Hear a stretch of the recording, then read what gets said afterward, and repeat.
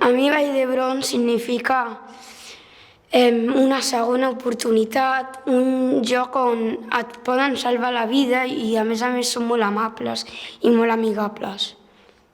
Per mi Vall d'Hebron és un lloc on em sento molt segura. De fet, recordo al principi que vaig arribar a casa, tenia com atacs d'angoixa, però jo pensava que m'ofegava i els deia als pares: porteu-me a Vall d'Hebron de seguida que m'estic ofegant.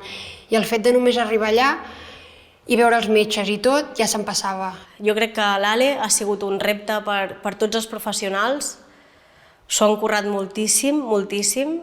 Crec que el dia a dia d'ells són reptes continus i és una meravella veure com poden superar tots els obstacles i anar salvant vides d'aquesta manera. És espectacular.